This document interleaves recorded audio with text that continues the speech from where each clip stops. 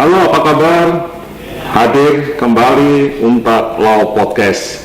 Salam sehat. Semoga kita selalu taat dan patuh protokol kesehatan di era pandemi COVID-19 ini. Selalu cuci tangan, jaga jarak, dan selalu pakai masker. Hari ini Law Podcast melalui channel Untak Law Review akan menyampaikan beberapa hal, informasi, dan kita hadirkan Ibu Dr. Anggraini, ya kalau saya panggilnya Mbak Anggraini ya. Ya. Apa kabar Mbak Anggraini? Baik, sehat ya? Sehat. Lalu taat pada protokol kesehatan. Amin, iya masih harus. Dan nanti beliau akan bicara banyak hal karena kebetulan Untak Law Podcast itu bagian dari channel Untak Law Review. Dan sebelumnya jangan lupa subscribe. Ya, oke. Dan Mbak Anggraini, Ya.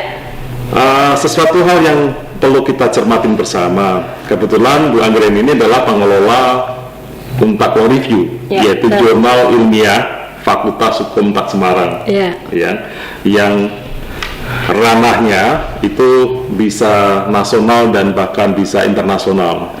Apa sih yang dikelola oleh Untak Law Review dan apa yang menjadi prospek Untak Law Review ke depan? Ya. Karena sekarang kan banyak dosen dipersyaratkan harus menulis jurnal dalam karir akademiknya sampai ke profesor. Ya. Bahkan untuk persyaratan akreditasi perguruan tinggi diperlukan juga ya penulisan dan aktivitas penulisan jurnal internasional, jurnal dalam negeri atau nasional, dan itu harus bergerak sebangun Ya. sebagai salah satu prasyarat akreditasi untuk mendapatkan poin. Apa yang di benak Mbak Anggraini Ya. sehingga bersedia mengelola Untak Law Review sebagai sebagai lembaga pengelola jurnal? Silakan mungkin. Ya, terlebih dahulu selamat pagi. Ya, tadi saya sudah menyapa.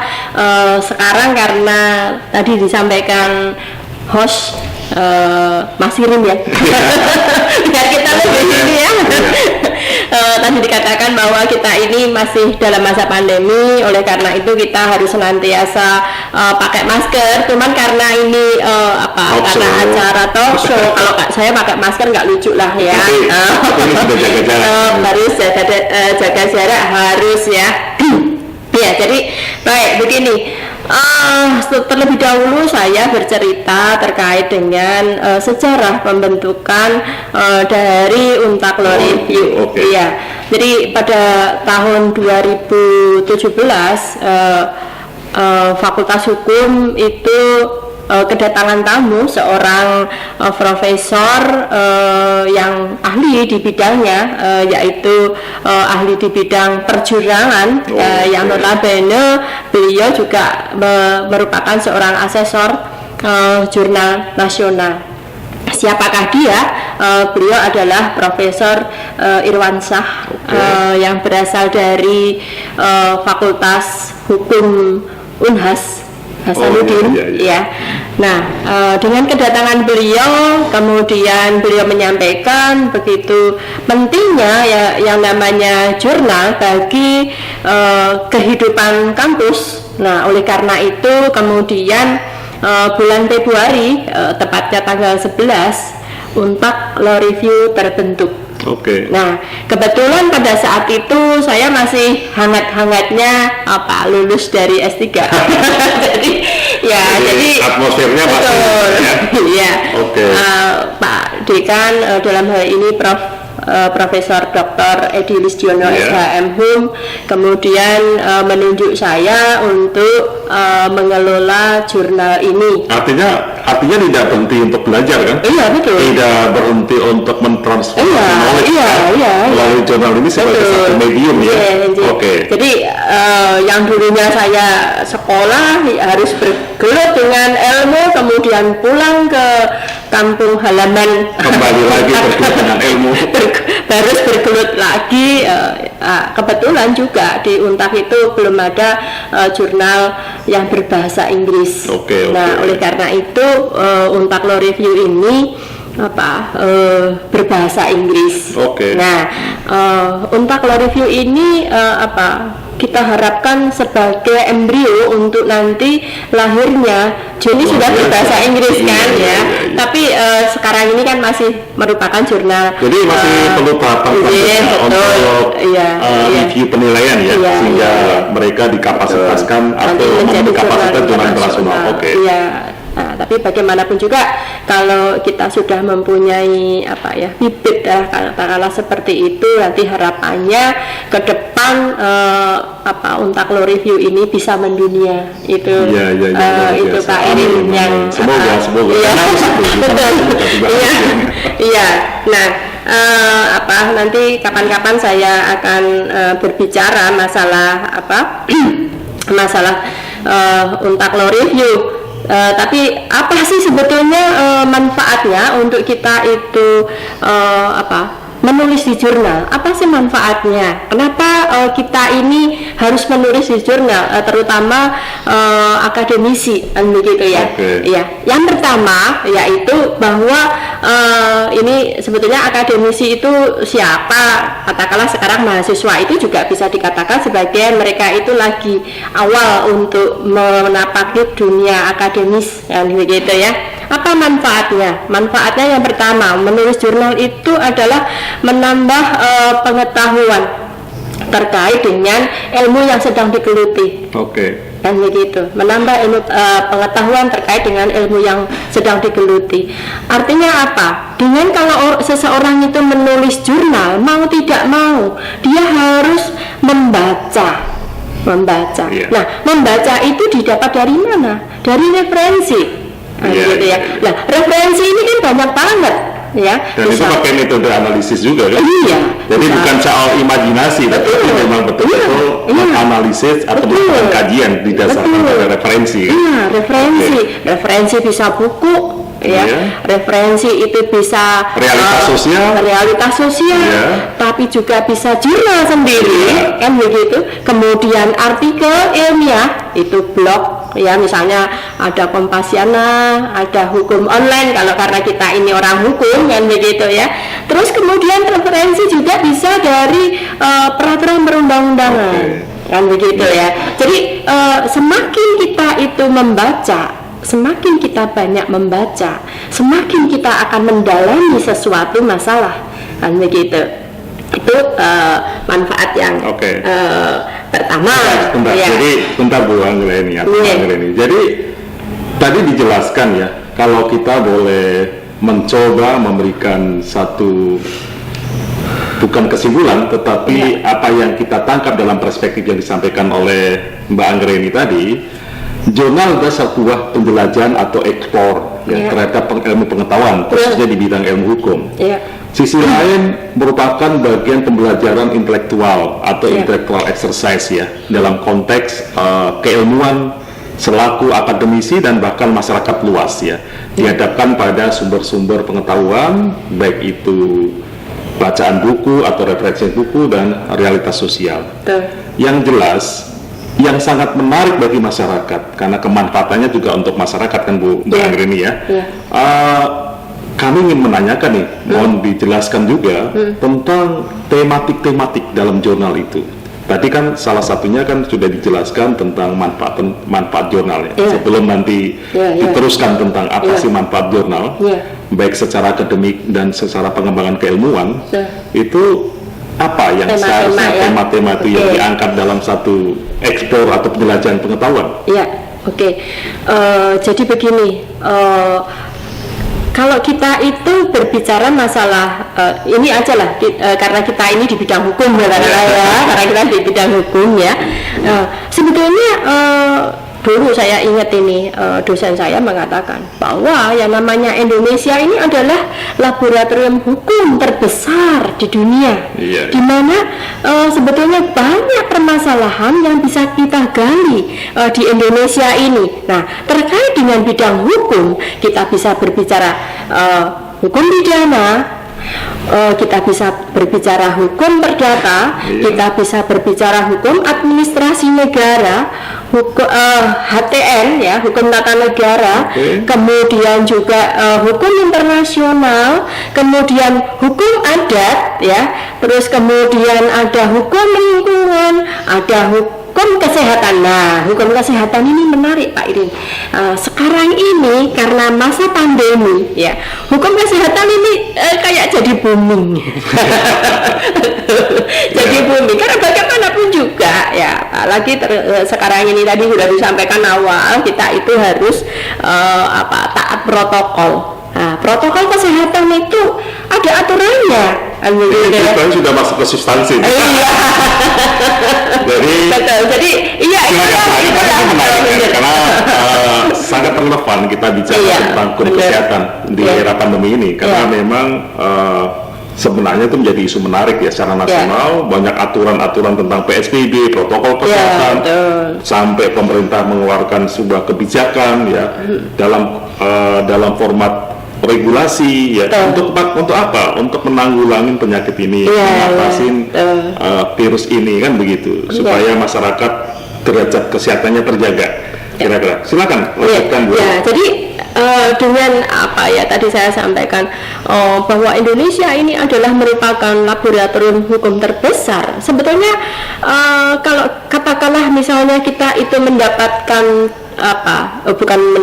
kita itu harus menulis. Sebetulnya kita ini tidak akan kekurangan ide atau gagasan. Termasuk tema tentang hukum kesehatan. Betul. Tapi berkaitan dengan hukum kesehatan, apa yang mau disampaikan oleh Mbak Anggreni ini? Yang sekarang katanya secara kontekstual sesuai dengan perkembangan sekarang dan kondisi pandemi COVID-19 lagi sangat tren nih hukum kesehatan. Sebetulnya banyak ya kalau kita hukum kesehatan sendiri itu luas. Hukum kesehatan bisa dilihat dari sisi hukum pidana. Ya, kalau misalnya terjadi malpraktek. Nah, terus kemudian hukum termasuk ketidaktaatan atau kepatuhan terhadap protokol kesehatan. Betul. Kayak kemarin ada kasus katakanlah misalnya mengambil jenazah untuk dibawa pulang, itu bisa dipidana.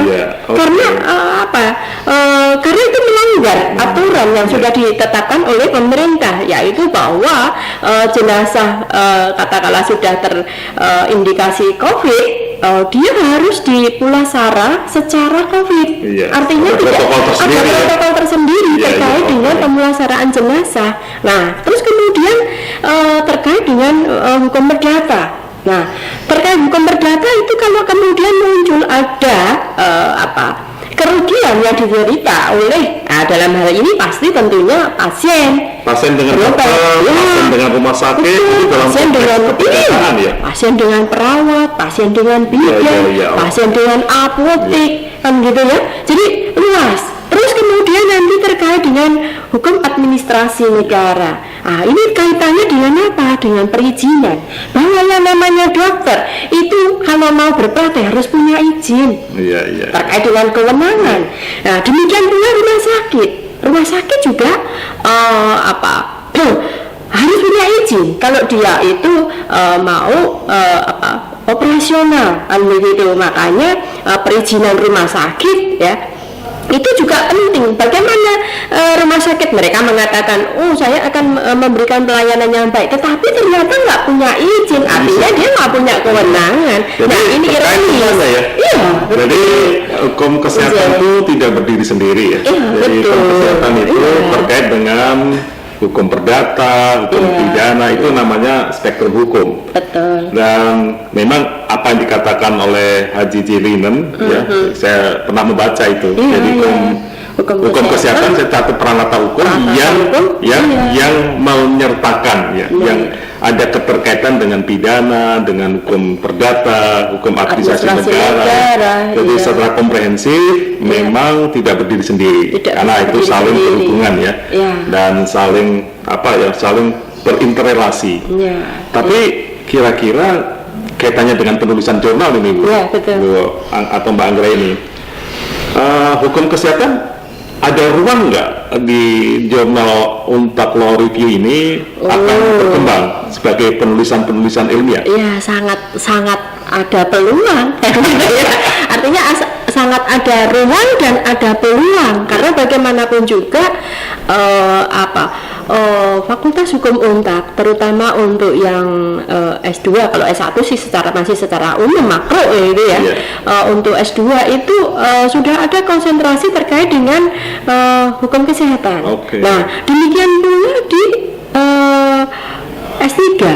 Di S3 juga ya bahwa ada juga konsentrasi terkait dengan hukum kesehatan, di mana ini sebetulnya ya baru satu-satunya di Indonesia S3 Unpad itu yang mempunyai konsentrasi terkait dengan hukum kesehatan. Jadi luar biasa nih. Betul. Ya, dari apa disampaikan Mbak Anggra ini memberikan satu gambaran, sebuah potret perguruan tinggi Unpad Semarang ya, dari melalui program-program studinya termasuk S1, S2 dan S3 sudah merespon perkembangan kaitannya dengan berkembangnya hukum kesehatan di Indonesia. Nah, ini satu-satunya perguruan tinggi yang mencoba menawarkan sebuah program studi khususnya kajian di bidang hukum kesehatan. Ini sangat luar biasa, kita kasih apresiasi mestinya kan. Nah, silakan kalau mau sekolah di Unpad Semarang ya untuk S3, S2 dan bahkan S1. Dan memang teman-teman semuanya dan semuanya masyarakat Indonesia, kita perlu nih membahas lebih jauh nantinya dengan para ahlinya dari Fakultas Hukum Unpad Semarang kaitannya dengan pengembangan hukum kesehatan, karena perintah ya kesehatan itu bukan hanya perintah orang per orang atau institusi lembaga lain, tetapi perintah konstitusi. Dan ini bagian dari pemenuhan hak asasi manusia sesuai dengan apa yang digariskan oleh WHO. Kan demikian Mbak Anggra ya. Dan tentunya tadi sudah disampaikan oleh Mbak Anggra ini tentang bagaimana ruang atau medium jurnal ini memberikan kesempatan terhadap pengembangan secara keilmuan kaitannya dengan hukum kesehatan. Kita lanjutkan pembicaraan kita yang menarik ini. Mungkin Bu atau Mbak Anggra ini bisa menjelaskan lebih dalam lagi. Gini ya, tadi sudah melenceng ini ya. Kita ngomongnya kan manfaat jurnal. Tapi kan ini sebuah gimmick ya. Gimmick bicara tentang hukum kesehatan kan cukup menarik kan. Jadi balik lagi nanti ini ke jurnal. Jadi tadi manfaat jurnal, pembuatan jurnal yang pertama kita itu bisa memperdalam ilmu. Yang kemudian yang kedua ini khususnya untuk mahasiswa. Nah, ini merupakan latihan, langkah awal untuk mereka membuat tulisan akhir, laporan tahap akhir ya, skripsi. Kalau mahasiswa S1, kalau mahasiswa S2 membuat tesis, kalau mahasiswa S3 ya tentunya disertasi. Dan harus ada referensi jurnal. Nah, ini kalau kita itu sudah terbiasa untuk menulis di jurnal, nah kita akan dengan mudah menyelesaikan apa yang menjadi tugas kita di tahap akhir pada saat kita itu menempuh ilmu di perguruan tinggi. Nah, terus kemudian juga manfaat yang lain dengan kita itu menulis jurnal, tentunya kemudian ada portofolio pengakuan terhadap kepakaran kita. Katakanlah seperti itu ya, kepakaran kita. Misalnya ini saya nggak nyombong ya. Jadi kepakaran tidak perlu diakui sepanjang dia karya tulisnya muncul jurnal, itu sudah otomatis diakui. Karena ini kalau misalnya nih Pak Mas Irin pakar di bidang apa? Tulis saja nama, terus kemudian klik keluar nih. Nah, nanti akan kelihatan di Google Scholar kah atau di Scopus kah. Nah, ini akan kelihatan kepakaran dia di bidang apa, gitu. Nah, terus kemudian juga dengan kepakaran itu tentunya ini ladang untuk mencari duit. Kenapa? Kalau kemudian kita ini sudah diakui bahwa kita ini pakar di bidang A katakanlah melalui tulisan kita, penelusuran tulisan, bukan melalui reklame ini woro-woro kalau orang Jawa bilang promosi, tapi melalui tulisan itu ya kita ini bisa diundang menjadi pembicara di mana. Iya betul. Jadi itu karena expert ya, karena kalian ya. Okay. Nah terus kemudian juga yang namanya kalau kita kepakaran kita ini sudah diakui, otomatis ini untuk yang dosen mau tidak mau ini menjadi beban juga kan. Kan itu ada penilaian tersendiri. Karena apa? Kita ini sebagai dosen kan ada beban untuk menulis. Sesuai dengan Tridharma Perguruan Tinggi, kewajiban undang-undang. Benar. Di mana kalau kita itu memenuhi ya beban kerja dosen, ya balik lagi uangnya mengalir. Paling tidak jurnal itu mempunyai values ya. Baik secara tidak langsung berpengaruh pada kapasitas keilmuan atau kelayakan keilmuan. Kedua adalah justifikasi expert, keahlian. Ketiga ya tentu otomatis ada value ekonomik. Tapi yang jelas yang kita pikirkan tentang value manfaat bagi masyarakat. Jelas, apa yang dilakukan oleh Untak Law Review itu ada nggak satu referensi, dijadikan sebuah referensi jurnal itu menjadi bagian dari pustaka keilmuan kita, khususnya di bidang program studi ilmu hukum. Menurut Bu Anggreni gimana? Jadi begini, ya tentunya supaya jurnal ini bisa katakanlah hidup berjalan dengan baik kan begitu. Mau tidak mau jurnal ini tentunya harus disitasi. Disitasi. Apa itu sitasi? Sitasi adalah pengutipan dari tulisan-tulisan penulis autor yang ada di jurnal tersebut. Untuk kemudian kalau sitasi daripada jurnal ini tinggi, otomatis berarti jurnal ini banyak dikunjungi orang, kan begitu. Nah kalau jurnal ini banyak dikunjungi orang, otomatis jurnal ini akan terkenal. Oleh karena itu saya himbau juga nih ya teman-teman ya, mahasiswa, kemudian para akademisi ya yang sedang melihat podcast kita ini, ayo kita ini ya disitasi ya Untak Law Review gitu ya.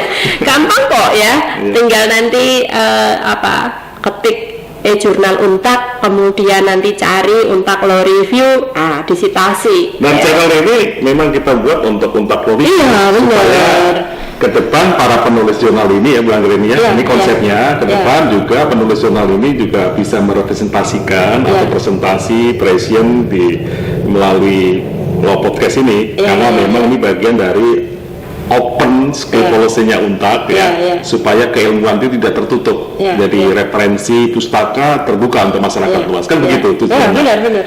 Oke, jadi hari ini kita sangat luar biasa kedatangan pakarnya nih ya, Mbak Dr. Anggreni ini, dan ke depan kita akan bicara lagi nih Mbak.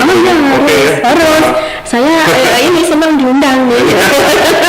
Tapi yang jelas kebanggaan kita semuanya, khususnya akademisi di Fakultas Hukum Semarang punya Untak Law Review.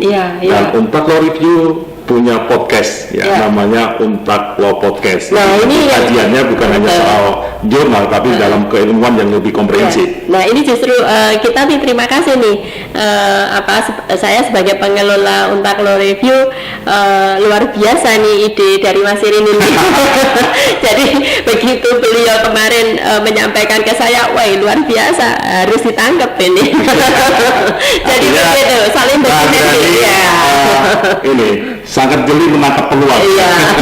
Harus itu. Tapi yang jelas apapun yang disampaikan Mbak Anggreni sangat luar biasa dan bermanfaat bagi kita, dan semoga ke depan kita lanjutkan dengan pembicaraan lain ya Mbak Anggreni, dan tentunya sukses buat Untak Law Review. Terima kasih. Dan kebetulan Mbak Anggreni sangat aktif, mudah-mudahan bermanfaat bagi kita semuanya.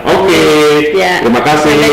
Jangan lupa lupa subscribe. Subscribe, ya. Sampai jumpa kembali.